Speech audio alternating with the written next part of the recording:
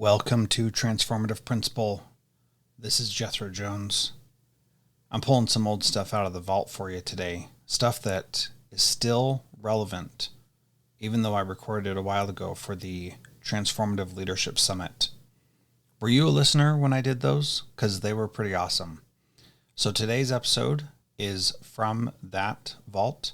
I hope you enjoy it. I haven't released these publicly, and listening to them again, I cannot believe how relevant they are.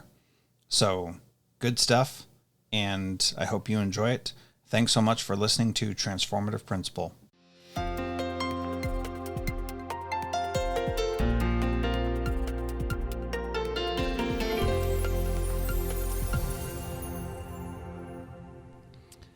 I'm really excited to welcome Will Parker to the Transformative Leadership Summit today. He is going to talk about KRAs, and if you haven't heard of KRAs, they are something that Dave Ramsey does in his organization and something that Will Parker has adopted in his school and done a remarkable job with it and inspired me to start doing it at my school. But I still need a little bit of help, which is why I definitely wanted him here with us today. So, Will, thank you so much for joining us and for talking about KRAs today. Jethro, it's such a privilege to hang out with you and all of your Transformative Principal tribe. This is so exciting. I am in northeastern Oklahoma, just about 15 miles north of Tulsa, in a small school called Skiatook High School. We have about 35% of our students that are Native American. And so we have a rich heritage with the state and with our Native American tribes. And we are a Title I school, but our kids are always improving and performing. And I love school leadership. And so I'm so glad I get to be a part of your leadership talks. Well, thank you so much. And you also have a great website and podcast yourself, williamdparker.com. Did I get that right? You did. I've been blogging there for the last 3.5 years, and last year put together a book called Principal Matters, the motivation, action, and courage needed for school leadership. It's on my website. And then also I started a podcast in January, and so I'm excited to watch my listeners grow there. And can I put a plug in for my new book contract? Absolutely. I just signed a contract with Solution Tree for a book that's going to be on the power of messaging. And so I'm really excited about that prospect too. That is fantastic. So obviously Will is a multifaceted leader who's got a lot of good stuff going on. And let's go ahead and jump into the great stuff with KRAs. Now, for those who aren't familiar, I'm going to refer you back to his website and the previous Transformative Principal podcast, but Will give a brief overview of what a KRA is and why you would want that in your school. Sure.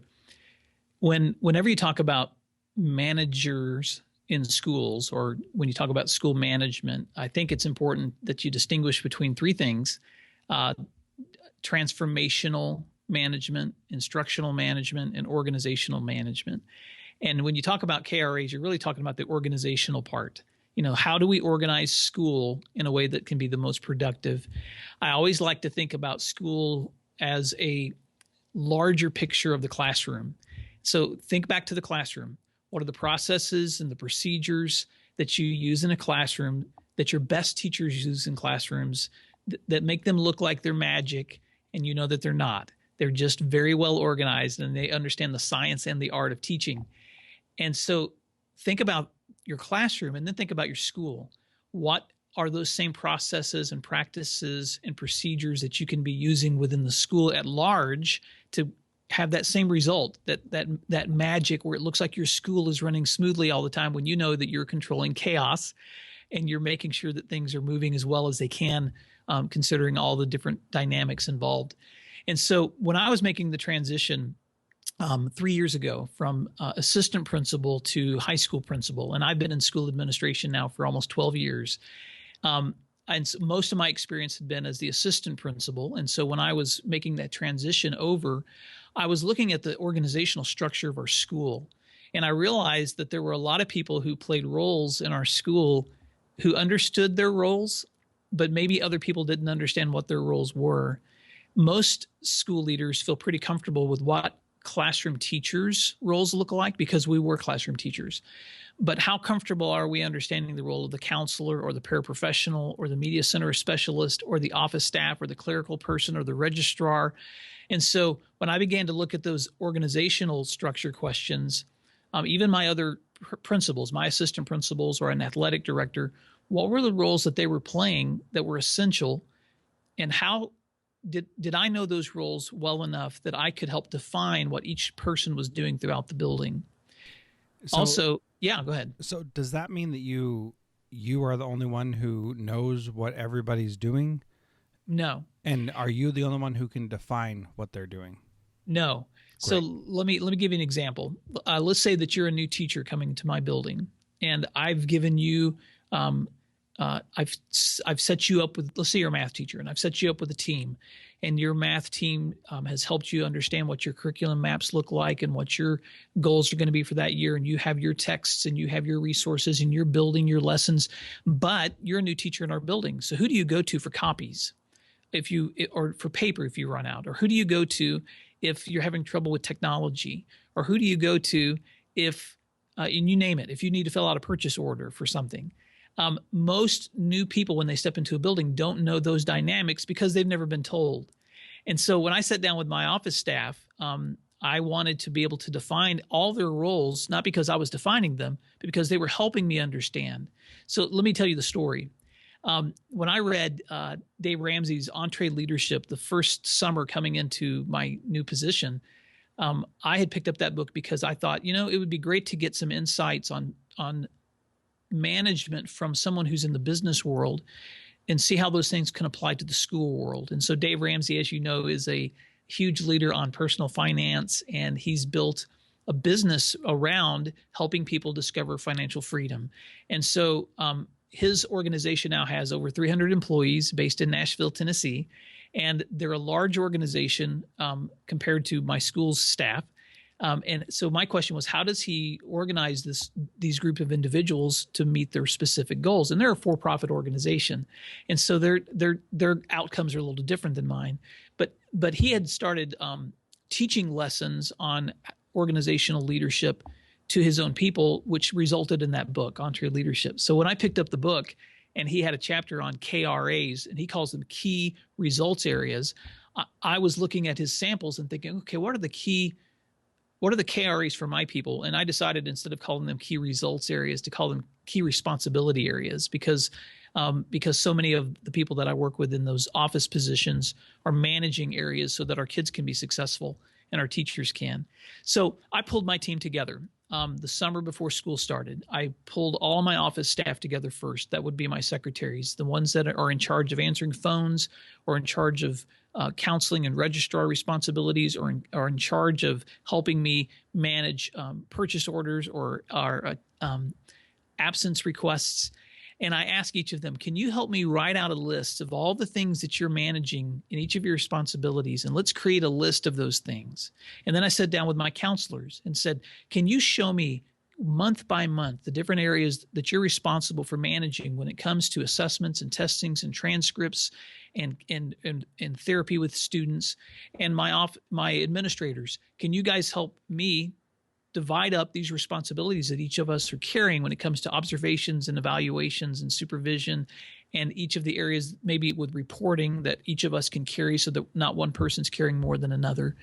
And so once we had those conversations, then I put together lists. And if your viewers want to see examples of those, they can go to my website at williamdparker.com and just search in the search bar for KRAs. And there's a series of posts where I link to samples of those.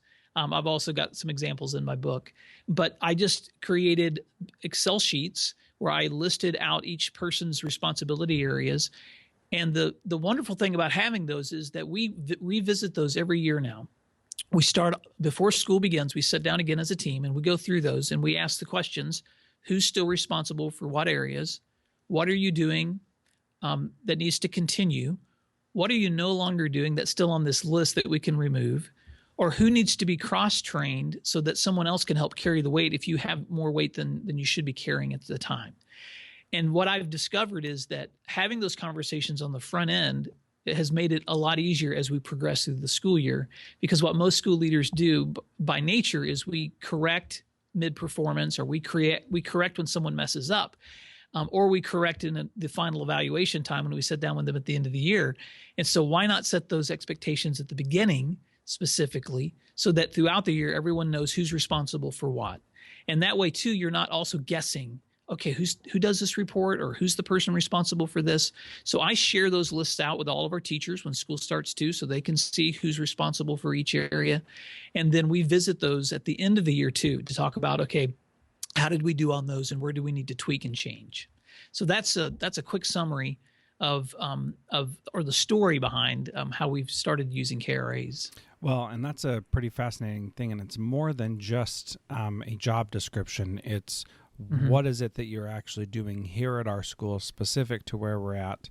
And maybe there's a lot of overlap with a job description, but you're really focusing on the responsibility aspect of it and not just the describing of it.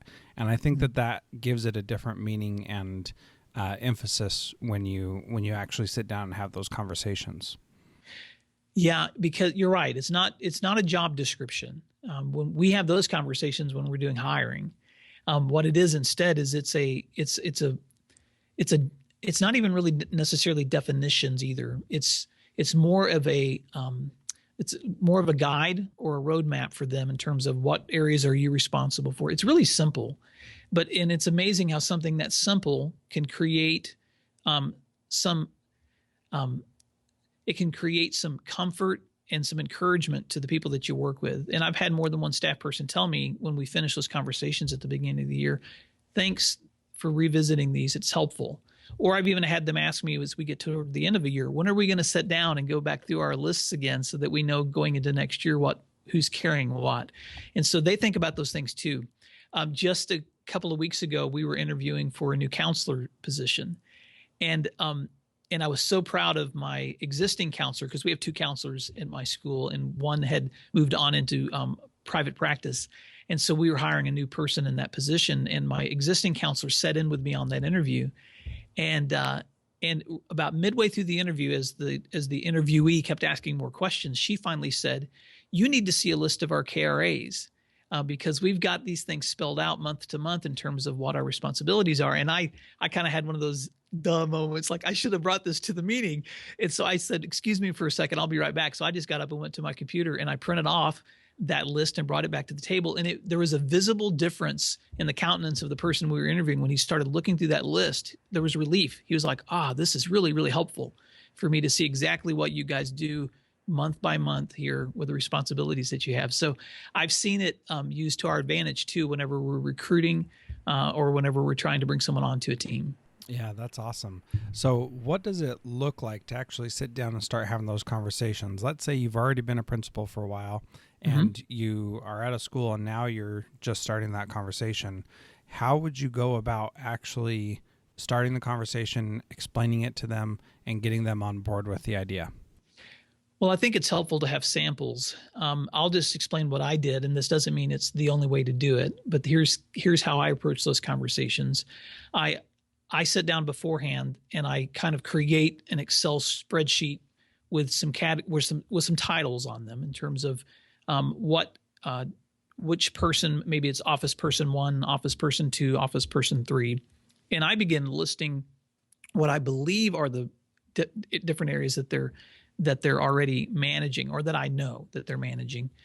But then I send them an invitation, whether it's stepping into their offices or sending out something through a Google Calendar, or just saying, hey, to one of them, can you pull everybody together today at 10 a.m.?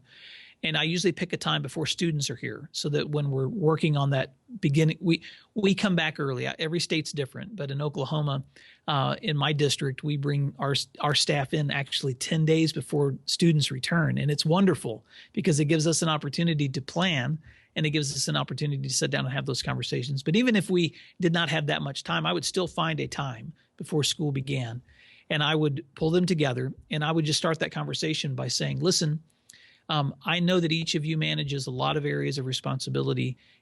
I want to give you this list as a working document, and I would like you to fill out under your names all the different areas of responsibility that you manage, and think about it throughout the entire year from month to month. What are the things that you're doing so that if you were missing, we know these things would not be happening.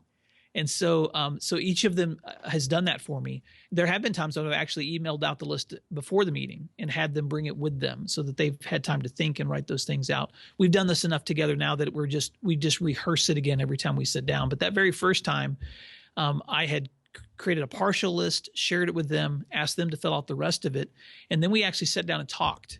Because those face-to-face meetings bring up things that you don't hear through emails or in just one-on-one conversations. Because what happens a lot of time when you sit down with a team is they begin to talk about areas where they're managing things where there may be some tension, or maybe the time management isn't well, like perhaps there's something that needs to be happening, but you've got two people that are out at the same time, or maybe you've set up lunches where it doesn't work because somebody needs to be managing something at one time and you don't have the right people where they need to be. And so putting them all at the table together helps them work those things out among themselves so that they have a better idea too. And this last year, I challenged them as well at the suggestion of one of my secretaries to begin cross-training. And so I asked each of them, pick a category from your list where you are the only person that knows how to do that.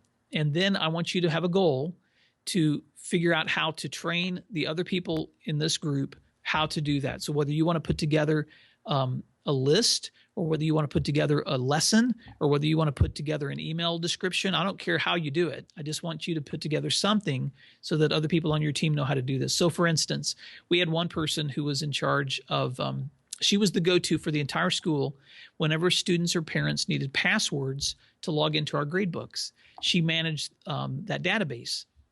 And guess what? No one else did. And none of the other secretaries could ever answer that question. If a parent called and said, hey, can I get a password so I can log into my kid's gradebook? If that secretary was gone, they would have to wait. So she came up with a description so she could explain the process that she follows. And it wasn't difficult. It's just no one else had ever been trained. And so once she created that process and shared it out, then other people could follow that same process to help a parent or kid when she was absent. That was still her KRA, but she trained someone else how to do it in case she wasn't there. Yeah.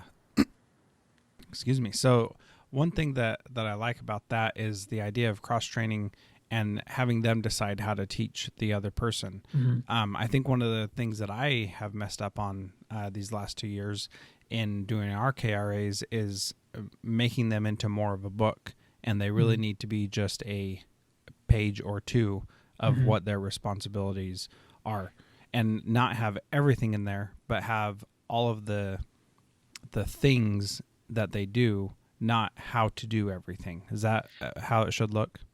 Well, I agree. And I don't think there's a textbook answer on how it should look, because Jethro, you're going to organize that KRA list differently than I will. And I've seen other people organize theirs, and they're just beautiful the way that they set them up and make them look so polished. And I'm a little less polished when it comes to how my lists look. The key for me is, does it work? Is it a working document that actually that truly defines what those people's responsibilities are? And so that's something that has to be revisited over and over again. It's the same thing, and I don't want to transition too far away from KRAs, but it's the same mindset that I have when I'm sitting down with my admin team and we're scheduling out observations and evaluations and walkthroughs for teachers. Because what I found in my first years of school leadership was that I tried to wing it. I tried to get into as many classrooms as I could and do my observations when I could and follow up when I could. And guess what happened? They all got pushed into a crunch time. And then when the deadline was hitting, then I'm trying to finish up all these visits and observations and get all my signings in at the same time. So now I sit down in the summer and I map out a year in advance when I'm actually going to be doing my formal observations and follow-ups with my teachers. And I give myself windows. I don't set the date, but I set weeks. I set a week window of when I know I will be with that teacher and having conversations with that teacher. And because we set those deadlines in advance, then we're bound to that.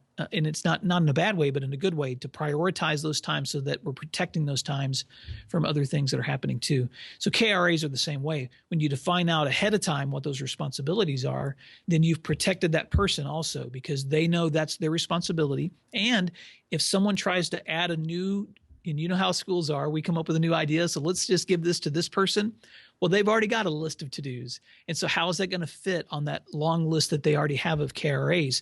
And so I think it's fair to them, and it's honoring to them to be able to sit down at the beginning of the year so that everybody kind of knows. So for instance, Oklahoma is experiencing a lot of budget cuts right now. We're an oil-rich state like Alaska, but with a barrel of oil being as low as it is right now, we've had a lot of revenue shortfalls. And so we're $1 billion. We're less than this time last year in terms of revenue. So that means schools are tightening their belts, and we've had to do a lot of we haven't had to do a lot of reductions in my district, but across the state, schools are seeing fewer teachers now with bigger class sizes. And we've had to do some adjustments in our offices too. So we've cut not just in teaching areas, but we've cut in administration and in office assignments. So we've had to readjust some of our office assignments. So we've actually are going to be one person shorter in some of our clerical areas because that person was moved over to another area.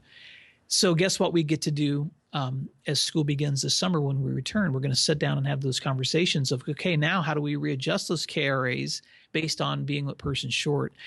And I've already sat down just yesterday with one of my staff members who is not in that clerical mix, but she has a responsibility area as a media center specialist where she's got some real skills in technology.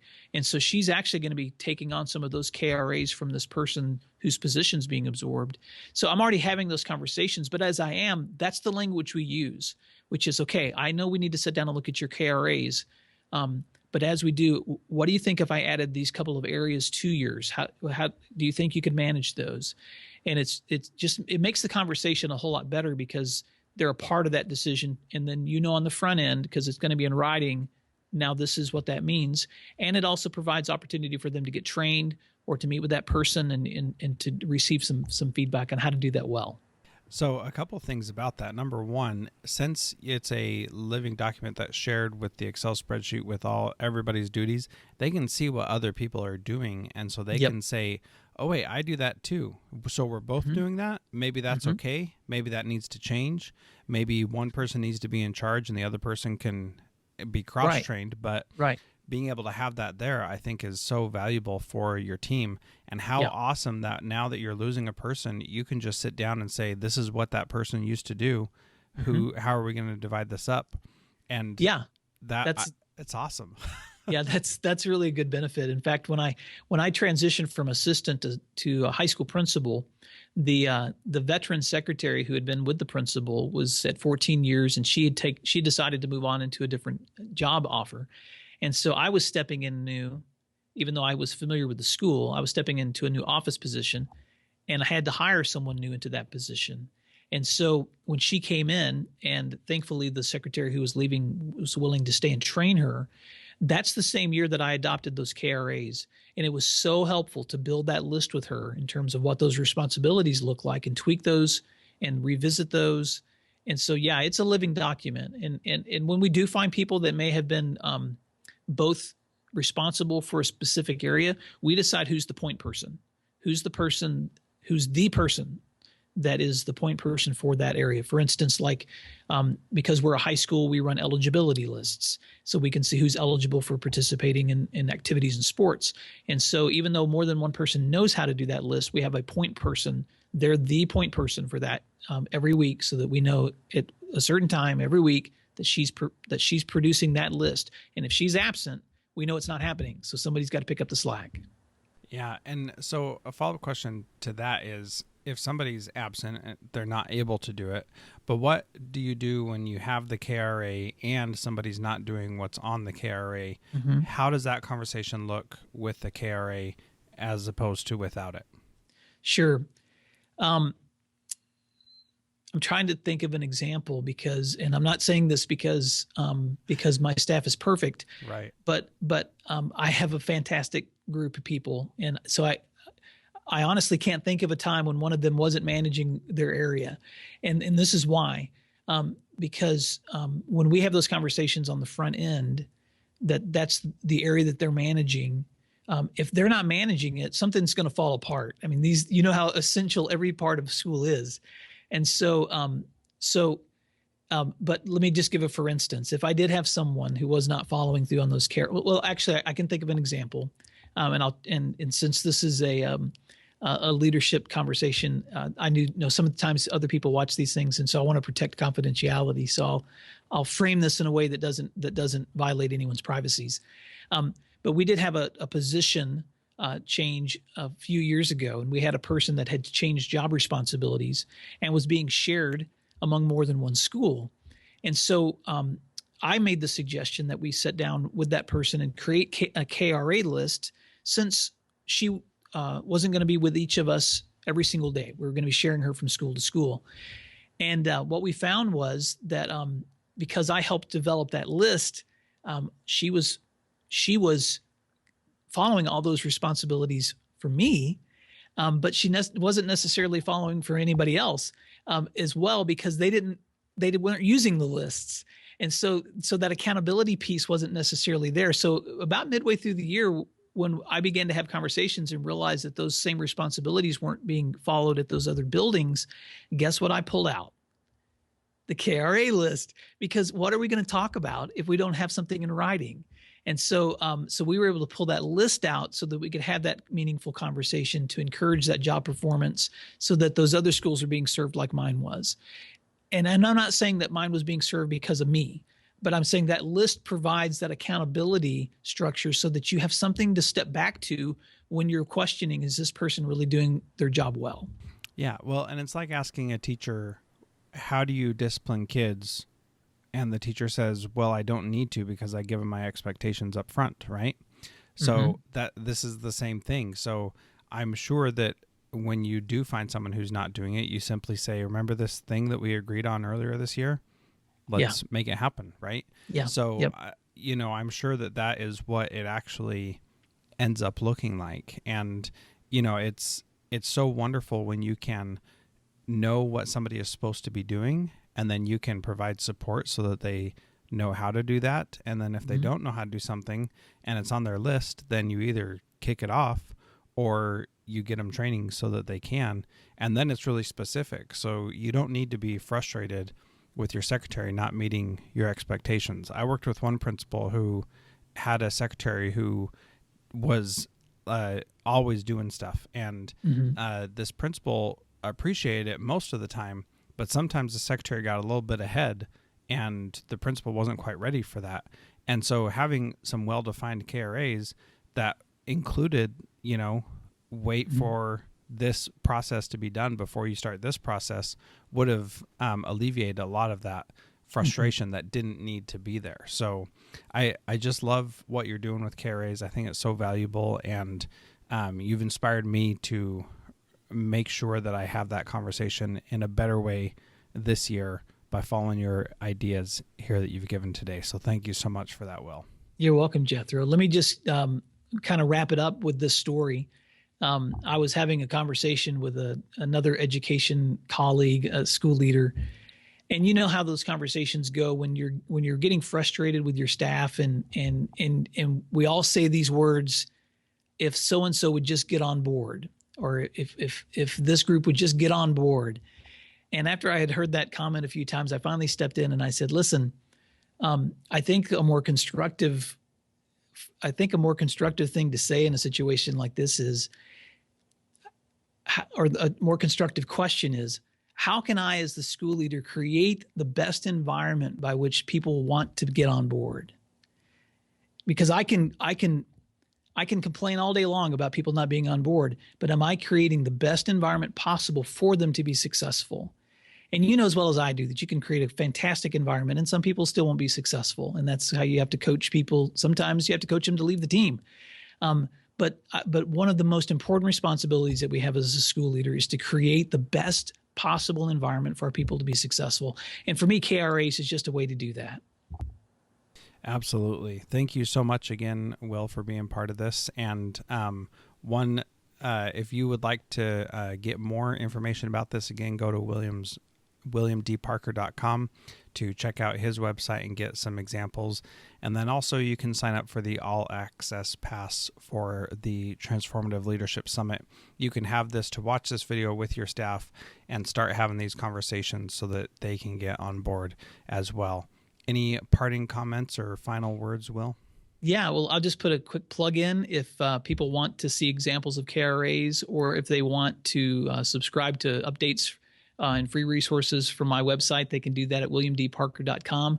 I have a free ebook called 8 Hats, Essential Roles for School Leaders that I'll send you when you subscribe.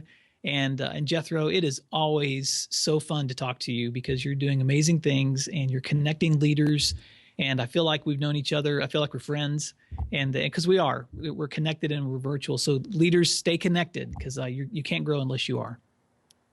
Cool. Thank you again so much, Will. You're welcome.